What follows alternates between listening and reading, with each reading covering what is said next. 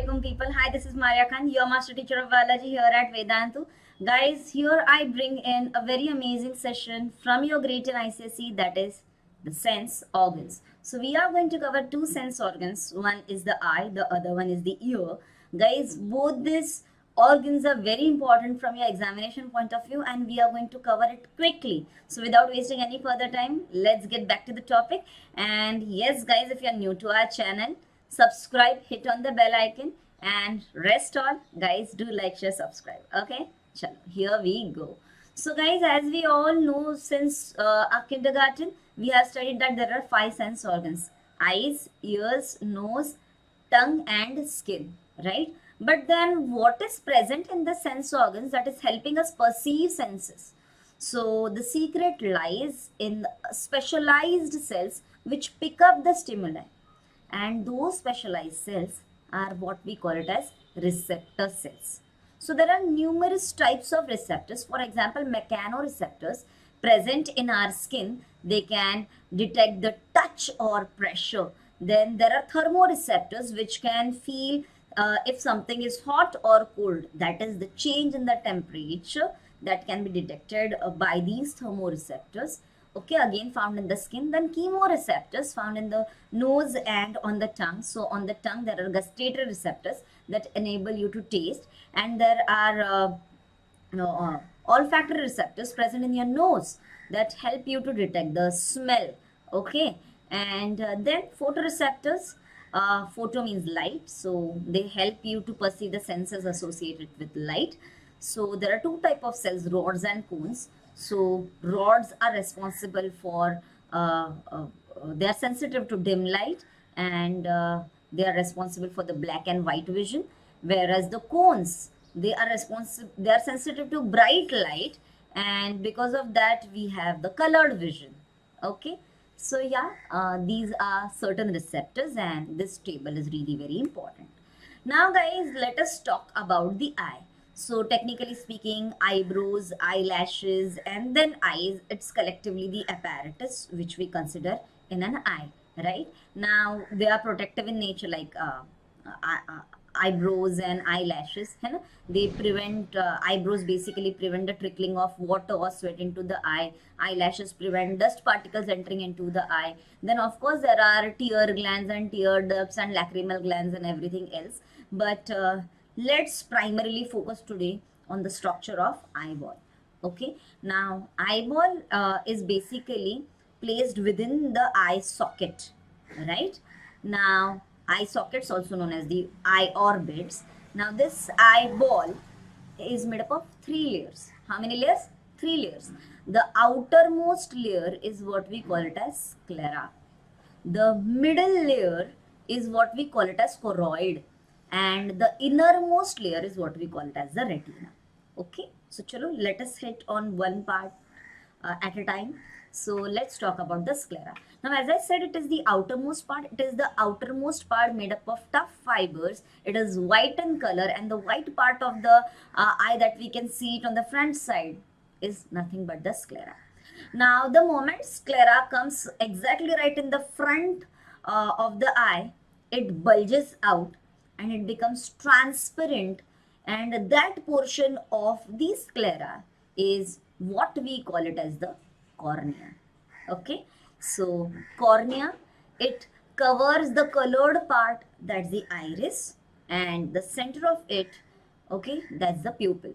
Okay, then guys, this eye is very delicate, very delicate, है ना? And hence it needs some protective covering. So sclera is further covered on the front side with a protective layer that's called as conjunctiva. Okay, so on the inner side of the eyelid, it runs in continuation and covers the sclera and the cornea on the front side. Okay, and because of conjunctiva, our eyes look watery and glassy. Many a times this conjunctiva gets infected, inflamed, and it becomes reddish in color, and that condition is what we call it as conjunctivitis. बचपन में देखा होगा ना, people flaunting with those black specks around you or black glares. So that's conjunctive. conjunctivitis. Okay, inflammation of the conjunctiva.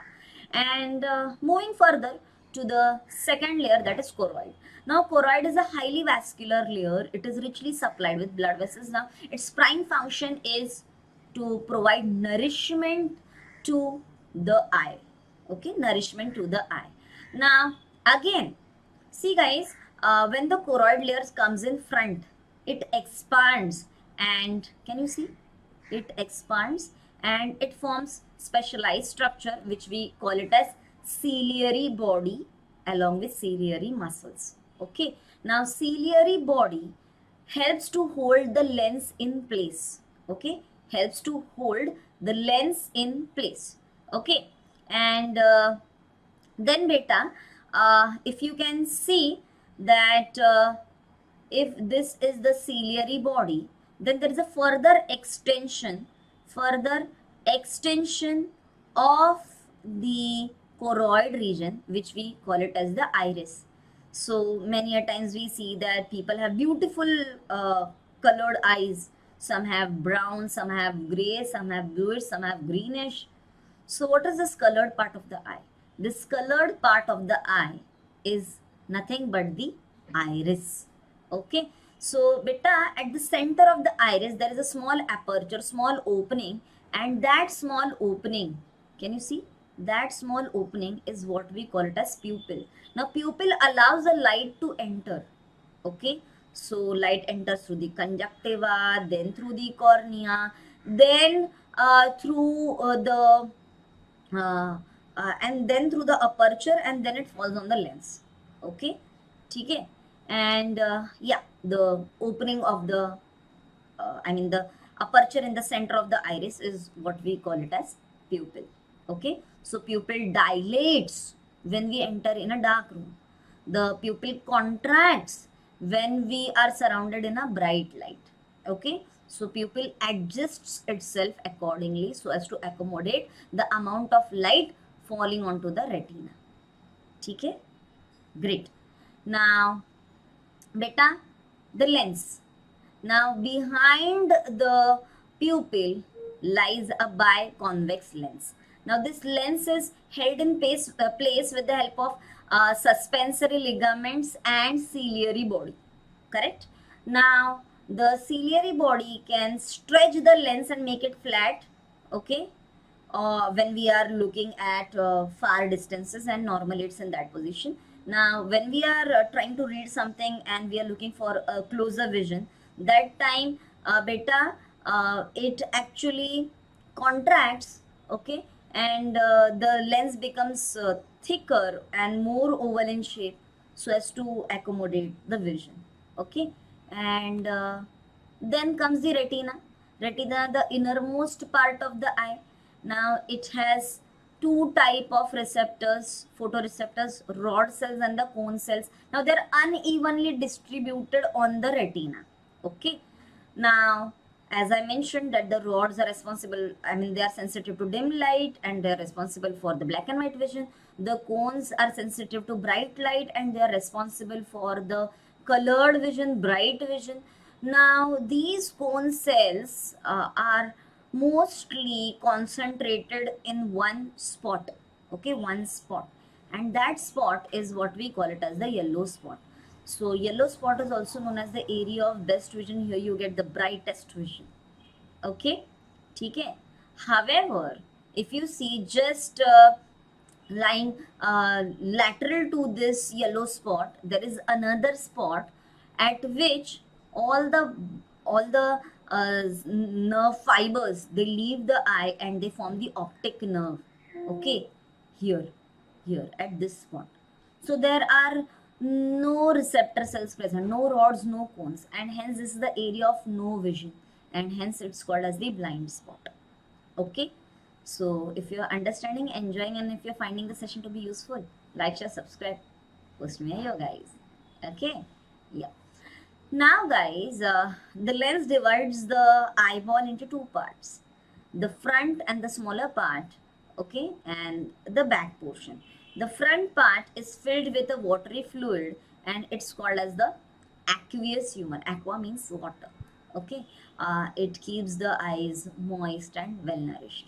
Okay, now behind the lens there is another chamber which is filled with jelly like thick fluid. Okay, and that basically helps in maintaining the structure of the eyeball, and it also helps to protect the nerve fibers. Okay, and that's called the vitreous humor. So aqueous humor and vitreous humor. Now guys, let us discuss how do we see. So when the light falls, okay, light falls on the eye, and it enters. Okay, so first of all the cornea converges the light rays slightly. Cornea converges the light rays slightly. These light rays are further converged by the lens, which eventually fall on the retina. Now, the image that is formed on the retina is always inverted and real. Now, as the image is formed on the retina, the stimuli is carried, the impulse is carried by the optic nerve to the brain. Okay. Now, in the brain, in the cerebrum, there are various areas, है ना, areas for interpreting the sense. So, here in the cerebrum, the image is being interpreted, and there the image is not inverted, there the image is real and actual image. Okay, that is being interpreted. So that's amazing, wonderful, isn't it? So yeah, this is how we see. Okay, now let us talk about the ear.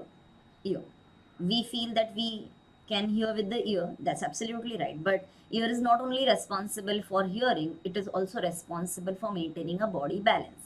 Now technically speaking, ear is divided into three parts: outer, middle and inner. Now outer, middle and inner. Now the outer part is made up of ear pinna. Okay, ear pinna, external ear, and a tube that is called as the auditory canal, also known as the ear canal. Okay, so ear pinna and auditory canal. Then when we come to the middle ear, okay, when we come to the middle ear, in the middle ear beta there are three small bones. Okay, bones are called as ossicles. So here are the ear ossicles: malleus, known as the hammer; incus, known as the anvil; and stapes, known as the stirrup.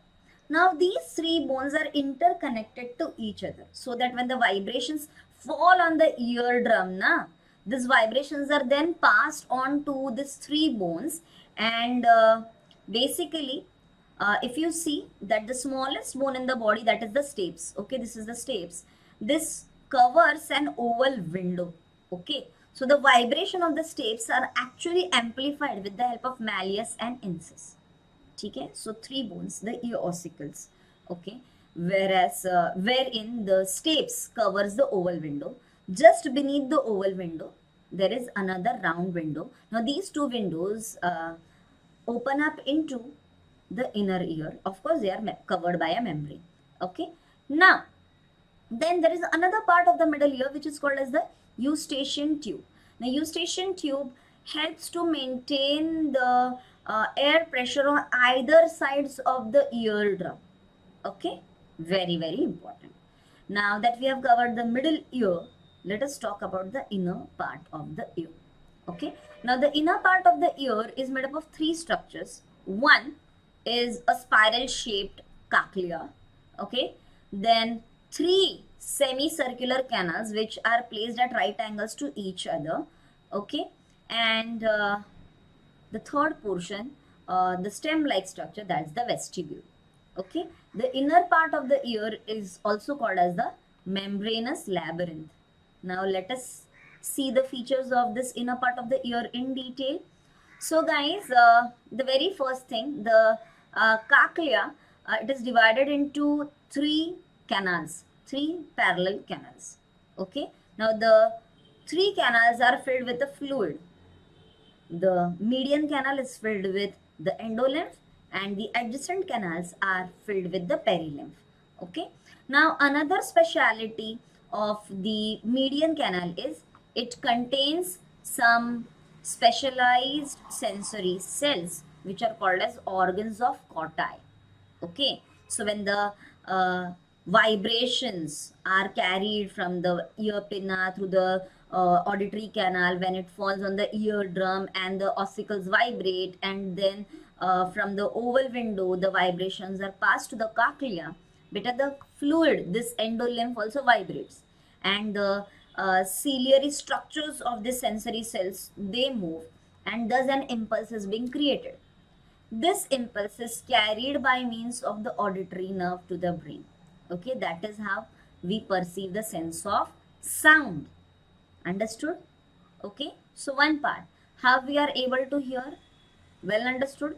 With the help of cochlea, in the median canal there's endolymph, there are organs of Corti. When the fluid vibrates, the ciliary movements generate a generate an impulse. Okay, understood? ठीक है, great. चलो, so the same thing is mentioned over here in detail, one by one. Okay, you can go through it आराम से. And beta, now that we have understood the mechanism of hearing, see, sound waves enter through the ear pinna, travel through the auditory canal, fall on the eardrum, then the this vibrations of the eardrum set the ossicles into vibration, then the vibrations are transferred from the oval window, okay, and enter into the cochlea, and in the cochlea the endolymph it's set into vibration, which stimulates the organ of Corti, generating an impulse, and this impulse is carried by the auditory nerve. Okay, great. So now I mentioned you about ear helping in maintaining balance, right? Dynamic balance as well as static balance. So guys, the three semicircular canals, okay, one of the openings of those canals is widened to form a structure that's called as the ampulla. Can you see ampulla, ampulla, ampulla? Okay. Now in this ampulla, again, there are specialized sensory cells. Okay. So when a person moves, for example, you are continuously taking some spins. So the fluid present in the semicircular canals, they set the ciliary bodies into motion, okay, and therefore these cells, okay, the nerve fibers arising from these cells, okay, forming the auditory nerve, helps in maintaining the dynamic body balance. Okay, ठीक है. On the other side, there are cells, sensory cells present in the vestibule region. So the vestibule region is basically the stem-like part, है ना? Stem-like part. So here also there are stems. Here also there are specialized sensory cells which helps to maintain the body balance in static condition. Okay, static condition. समझा है? समझा है? I hope ये सब समझा है. And that's it for the day, guys. Now, if you are keen to enroll with Vedantu, that is Vedantu ICSE courses run for grade 9, 10, 10 for subjects maths and science, we have our batches going on. And if you're willing to enroll, let me take you to the website. Okay, just a moment. Yeah. So this is one of my videos. You can go to any of my videos, like the current ongoing video as well. And when you go to the description box, there are numerous links, right? Now here there is ICSE class 10 PCB playlist. So sorry. ICSE crash course full syllabus. You click over here. Okay. The moment you click over here, you get to see this plan where we offer you live classes, test series assignments, doubt solving notes, doubt solving in the class. Okay. And the course is for 11,000, but with my coupon code you get additional discount. Okay, and it is offered to you at 8,775 only. If you need a doubt solving app, you can offer the classic one at 10,800 only. Okay, and trust me guys, it is one of the amazing courses for ICSE that we have. And if you believe कि ma'am सच्ची में सब कुछ cover होगा क्या, try out the 15-day trial ना. So 15-day trial is merely at 1530. and with my coupon code you get additional 15 days absolutely free of cost. Okay, so it's like in 1530 you study for an entire month at Vedantu with the best faculties from the country. So what else do you need? You simply need my coupon code, right? So what's my coupon code? Guys, my coupon code is MAC Pro, MAKPRO, right? So guys, at Vedantu you get notes, you get study materials, you get assignments, you get replays, you get interactive replays that even while watching replays you can play quizzes, you get in-class doubt solving, you get to learn from best possible teachers across the country. So enroll now guys, enroll now. Chalo guys, that's it for the day. Let's meet in the next session. Till then, Allah Hafiz, Milo Wapis, and keep watching Vedantu. Don't forget to like, share, subscribe, and tada!